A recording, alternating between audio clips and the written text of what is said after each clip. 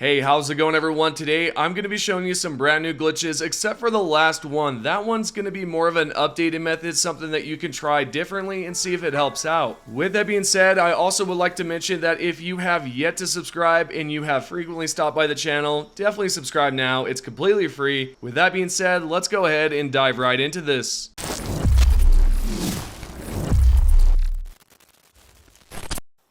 Let's start off by talking about a new way to acquire a lot of money faster than the previous methods. So what you will need is jet dragon for sure, and you're also going to need to locate this location right over here towards the north.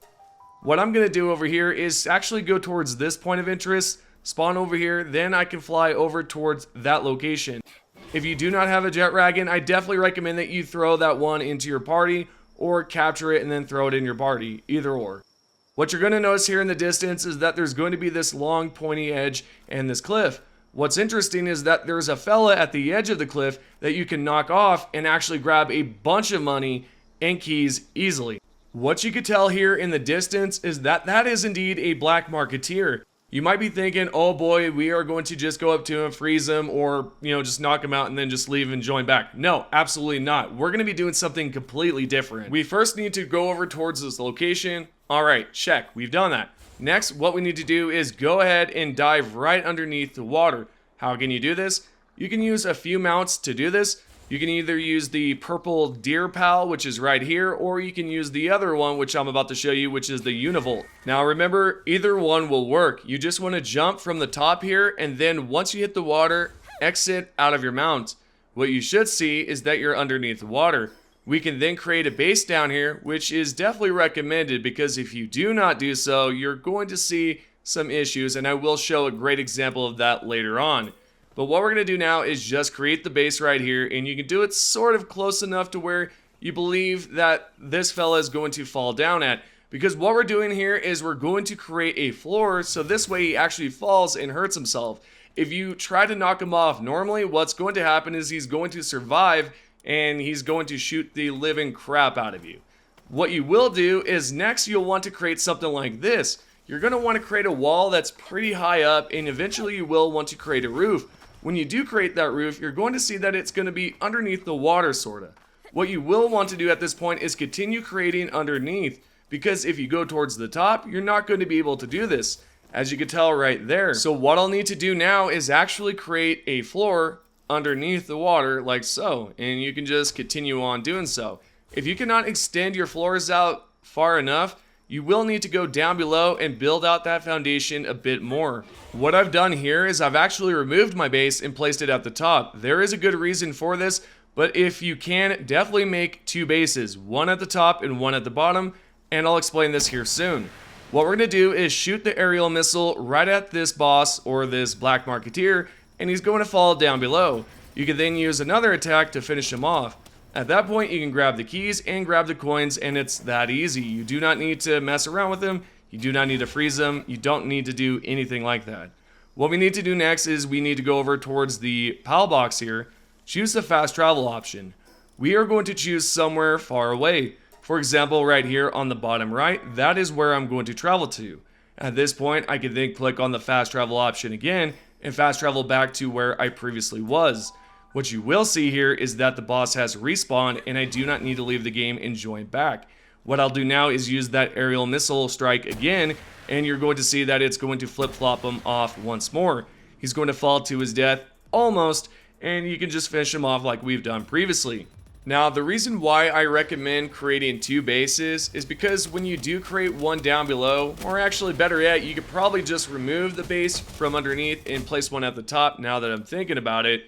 Because what I was doing was I was traveling underneath, finishing up the build, then fast traveling to the top here so that I could then, do the glitch. And so to be honest, I don't think you really need to create two bases. Again, you could just remove the bottom one, place it at the top so that you can do exactly what I'm doing here, fast traveling back and forth so that we can respawn the black marketeer. I know some of you might not find this as useful because a lot of you have followed one of my previous videos where I showed you how to grab a bunch of nails, turn that in, and you can grab a bunch of coins and all that. But this right here might be useful for you if you want some gold keys. Take note that the floor will be damaged as you do continue fighting him, so what I recommend is eventually going underneath below and just repairing it, fixing it up, and doing what you got to do. Alrighty, with that out of the way, we are going to continue on and talk about number 2. This next glitch is definitely odd, and I'm sure some of you have probably came across this. What you will need is the LifMunk. We are going to summon it down, and actually what you will need as well is the ability to hold it on top of your head. So make sure that you have crafted that as well. We can now throw them on top of our head, and what we could do if we slide and glide correctly, this will happen right here, where the mount will essentially make you clip through stuff or like slide all over the place like this. If you face your camera angle down and aim and go backwards, you can slide and almost do this moonwalk. What's interesting is that it can also kind of clip you through textures. You can go underneath the map. You could do a few things with this, like that, for example. I'm sinking underneath. This right here might be useful for some of you if you need a new way to clip through walls. But other than that, I thought it was pretty cool, you know? So I thought, hey, I might as well throw this in the video and show you guys exactly what was going on. Definitely try it out, and if you do it correctly, you should be able to fly up in the air as well. Unfortunately, I could not get that clip in. Okay, so now we're going to move on, and I'm going to show you how to defeat any boss after death. Yep, after death. You do not even need to be alive. And on top of this, the boss is not going to attack your pal either. What we need to do is acquire a pal that we can throw down, and we need a weapon. We are going to strike the boss, and at that point, the boss is going to try to attack us. We want to make sure that our health is completely down to 0, but we also want to throw down our pal. So try to throw down your pal right as your health does deplete all the way down to 0. For example, right there, as you just saw, I threw down my pal right as I was knocked out. At this point, I can just chill here and allow my pal to defeat this boss. And what's great is that the pal is not going to attack you at all. So you can just attack the boss until it's down to 0. And this way you do not even need to throw down another pal. You don't even need to do anything. Just sit there, allow everything to go down, and at some point, the boss should be defeated. The lower the health your pal is, I'm sure it's going to take more time because the damage is not going to be as high or as great. So that is something to consider, but for the most part, this is a great AFK method because you just sit here and allow your boss to do, or excuse me, allow your pal to do all the work. And when the boss is defeated, all you have to do is open up the map and fast travel to a different location, then come back and pick up all your loot.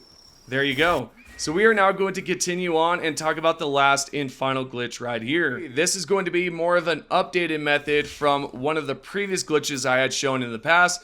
So this is technically not new, but it kind of is because there is something different you can do. We first need to locate a boss nearby somewhere on the map, and then we're going to create a pal box nearby. Next to that pal box, you're going to create a viewing cage. Now, instead of doing the same exact glitch as previously that I've shown where we're, hopping inside the viewing cage, we are going to do that, but we're also going to use the raid mechanic, which is pretty cool because we can use that to take out the legendary or take out a boss in general. Okay, now once we have built that blueprint, we're not going to complete the build at all. We then want to lead the boss over towards the viewing cage, and we're going to wait for the raid mechanic to hit. I know this is pretty tedious, you could probably just take him out already, but I thought it was quite interesting as well because I wanted to show this one. I didn't know the raids could actually attack other pals. I mean, it does make sense, right? But anyways, we can hop inside this viewing cage and we can attack the pal if we choose to. Not only that, but we also can capture the pal again if we would like to. But what we're gonna do now is actually wait for the raid mechanic to start. But here's the thing, you might not want to wait for the raid mechanic. That might be a little bit too long. What I suggest is that you can actually just kind of roam around until you see that your base has been raided. Then you can head back and go towards that boss, lead him in, and you should be good to go. This is really interesting, again, because I didn't think that the raids could actually attack other bosses and finish them off for us. And sure, we could capture this pal, we could finish him off, we could do that because we are high enough in level, power, and all that. But the reason why I'm showing this because I thought it was interesting, I thought it was something different, and a lot of you might find this useful if you are trying to do something early game, because you can just send all these pals over here to attack this one specific boss. And as you can tell, I am receiving some damage. This will happen because there is a lot of enemies. Typically, when it's just one pal, you should not experience any issues or any problems there. Anyways, at this point, you should have received some damage and most likely you're knocked out. What you will want to do is delete this exact viewing cage, so this way it frees up some room and then all the other pals can attack each other, and it's easy. And what I do recommend is that you just stay in this menu right here once you have seen that all the pals are attacking the boss. This way you're not interrupting anything. Anyways, this is the end of the video. Hope you all have enjoyed it a lot. If you have, make sure that you are currently subscribed. If you're not subscribed now, turn those notifications on. And if you have any questions, comment down below. Thank you guys for the support, and I will see you all in the next video.